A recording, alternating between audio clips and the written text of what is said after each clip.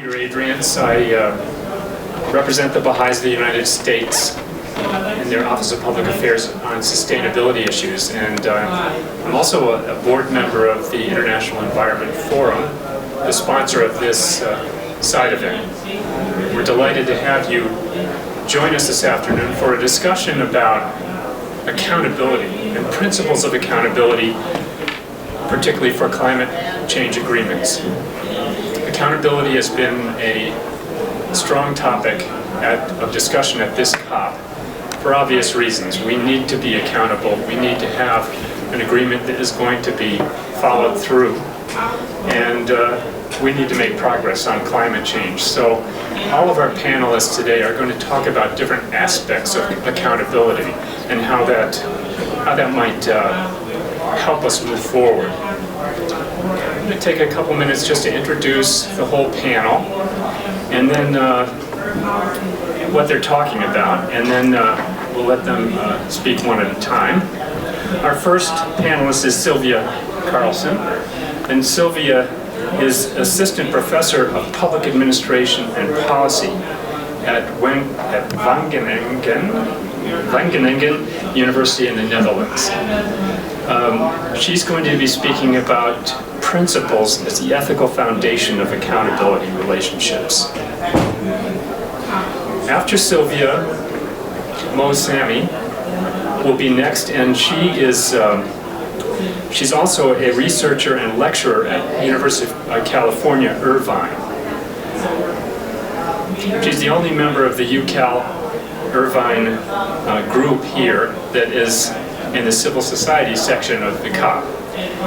We're delighted to have her here. She's going to be speaking about reimagining accountability. After Mo will be Victoria Thoresen.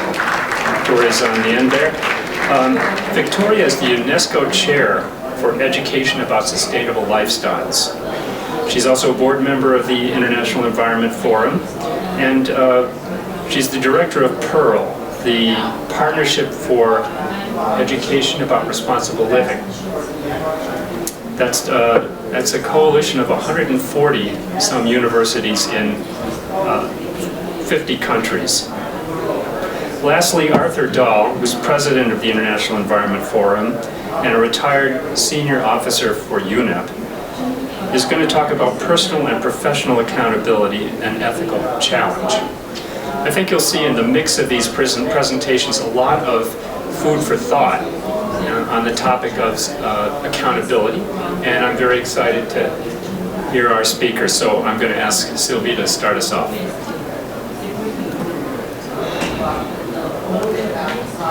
Okay, it's not on yet. The microphone? Okay, just have to do closer. I'm delighted to be here and just share some of my reflections on the more ethical side of accountability. If we think about accountability in relation to what most of us are here for, climate change, there's a lot of possible actors between whom accountability can exist. And so this is, my talk is kind of trying to unpack different dimensions of accountability for climate action after Paris. And it will not only be about accountability of those we are mostly focusing on here, the states who are signing the agreement. We will look at accountability in a slightly broader perspective. But what is accountability as a concept? Well, there's lots of different definitions, and on one hand, it's become a buzzword. Is there anyone in this room who is against accountability? It's hard to find someone who at least publicly says they are against accountability. So it's something like a feel-good word. It's associated with good governance and things like that. But what is it really about, and what are the underlying principles? Well, here is one slide I found on the internet. Clearly some demonstrators who have, or try to capture what this is. And if you see these words, walk the walk, stay on course, keep your commitments, for me, what this is reflecting is a desire for trustworthiness of actors who keep their commitments, who are keeping their promises, who are committed over time, and who are true and coherent to what they're saying, what their values are, and what they're saying that they will do. So we can also look at it as a kind of reflection that if you have an accountable actor, then there's an actor who is manifesting responsibility in a sense also. So there's a lot of things under here. If we take a bit more systematic, or in this sense it's like an academic approach that I have taken from an American lawyer, actually, who's written a great paper about kind of systematically looking at the concept of accountability. And he really unpacks the concept into 5 questions. Accountability is about who is accountable to whom, about what, how, by what standards, and with what effects. So it is really about 5 different questions. So in my presentation, I will take these questions one at a time and just suggest possible different principles that could be underlying the answer to those questions. So if we start with who should be accountable, is it just the governments, the states who are signing the agreement here in Paris? They are the ones who are legally bound by their signature to what they have promised to do here. But then we have a lot of cities here. We have mayors and all kinds of city actors and subnational actors who are here, and they would actually like to be able to sign this because they feel so committed. And they would like to have recognition for that they want to. You know, even when there was Kyoto Protocol, there were some cities in countries that didn't sign the Kyoto Protocol who said, well, we are going to follow the Kyoto Protocol anyway. So there are more actors than states that you might consider. There are, of course, a number of actors that are states cannot achieve what they have promised alone. I mean, they cannot dictate a reduction of climate change emissions or adaptation measures as you know, they can set the framework, they can set very ambitious rules and regulations and incentives. They can do a lot of things, but they cannot do everything. They cannot micromanage our behavior or the behavior of businesses. So in that sense, we can also discuss, you know, what about the other actors? All of us are citizens, you and me, are citizens of states who signed this agreement. And all of us are citizens of the world.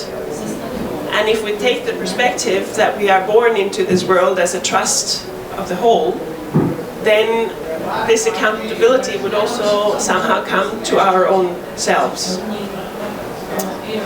So that was one aspect of the who should be accountable, who should stay true, who should really act on these agreements. But there is accountability is a relationship, and there's also many actors in current society that we expect that are active, holding other actors to account, kind of demanding other actors to justify their actions.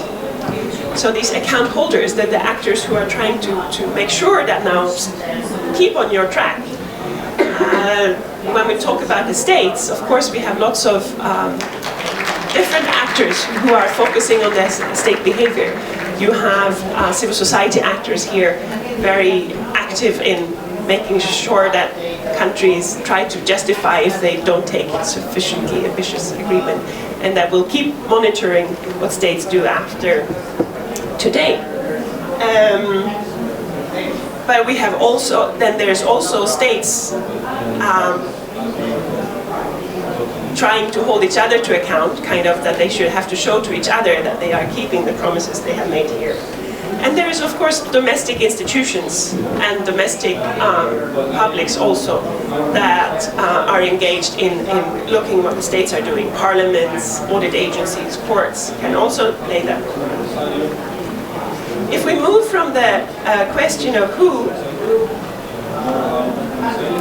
to, yeah, okay, this was, I forgot that picture. This was just this, trying to illustrate this aspect. If we take the perspective that we are born into the world as a trust of the whole, that accountability really comes down to each one of us in relation to what agreements are made here. And if each of us have to be accountable, well, the question is to whom, and mostly that is to ourselves. So it's really an aspect of, even if accountability is seen as often in the literature as a social relationship, I think you can also look at it as a relationship with your own identity, with your own soul, and this kind of self-accountability on, are you really acting on your own values, is an important aspect there. If we move over to what? So what should actors be held to account for after Paris? Is it the intended nationally determined contributions, the kind of action plans that almost all countries have now submitted before Paris, and that somehow, even if they may not be much mentioned in the agreement, but you know, that is the intended, they should be accountable for, that they have to do exactly what they have promised in these? Or is it also that it's not only that they do what they have promised in these, but that we expect them to do more? Because the idea is that every 5 years they will put on a new action plan on the table, and as we all know, the current action plans are by no means sufficient to reach a 2-degree target, much less something more ambitious than that. But you know, what the actions that are put in these INDCs of states, it's mostly around mitigation actions. And also many developing countries are also putting in adaptation actions. And it can also be about financial support and a few other things. But one could also raise the question, isn't it also about accountability for everything they have actually already signed on to and ratified a long time ago in the UNFCCC convention itself? And the United Nations Framework Convention on Climate Change is a very broad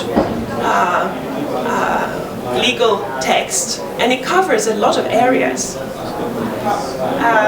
For example, it covers education and awareness raising. It obliges countries to really actively engage citizens in teaching them about climate change and raise awareness. Is there anyone holding them to account for that? Do they feel that they have to report? How are their national curriculums being improved every year to make sure that this happens?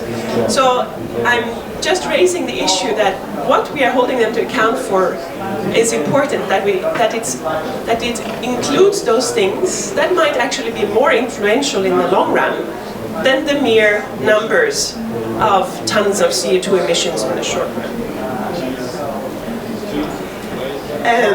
And about other actors who are not formally signing these agreements.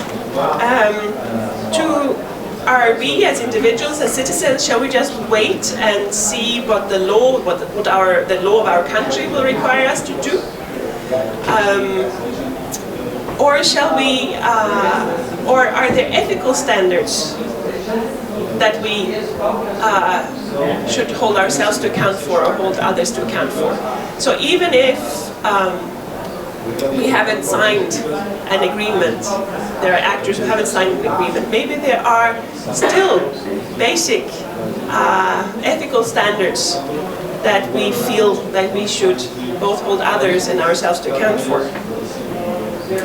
Moving on to the next question. How do we hold ourselves and others to account? So this process of account holding in society around climate change promises, should it be in the public?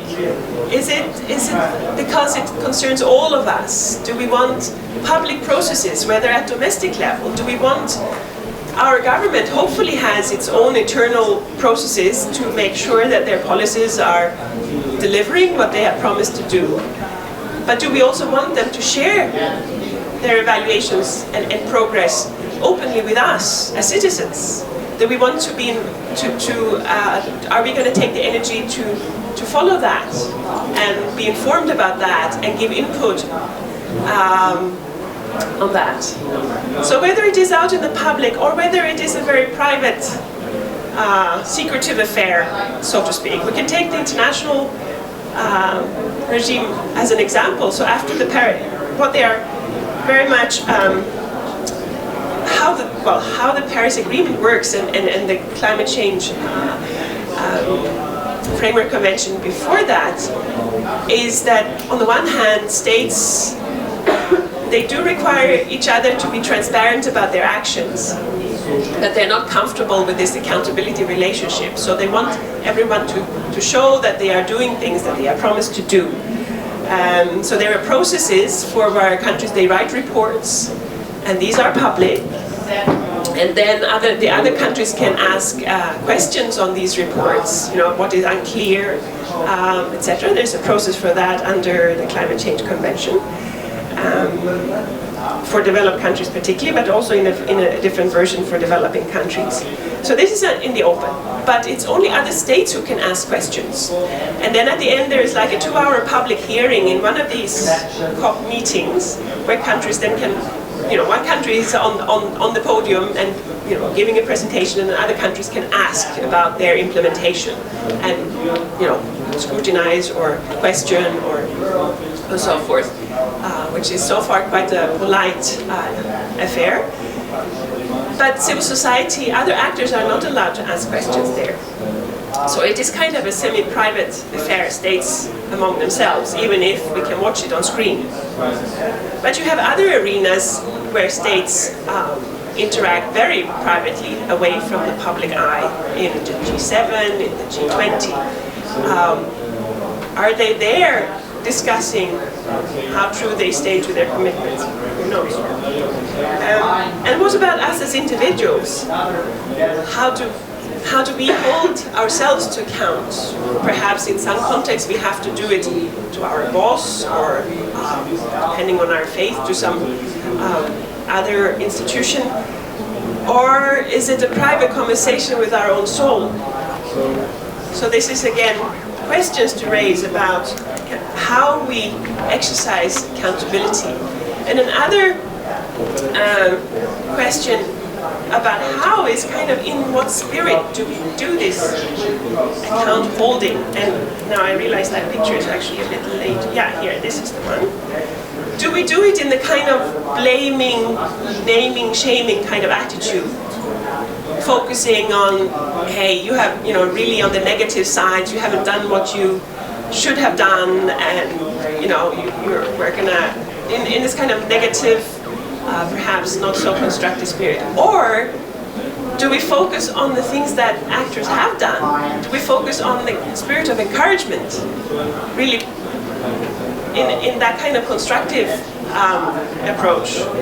That is also a choice of what kind of principles we feel should underlie accountability.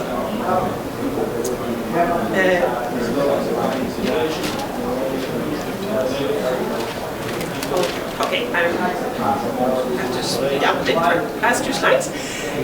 Finally, by what standards do we hold actors, others and ourselves to account? So here in the intergovernmental processes,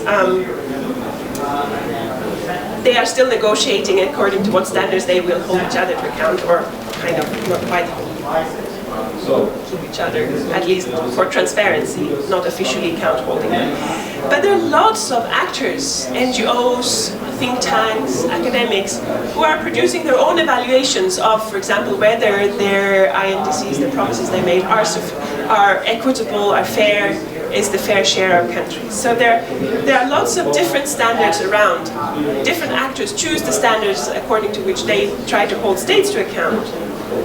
And when it comes to the personal level, what about your own values? Are you holding yourself to account based on values in your faith that comes from your family?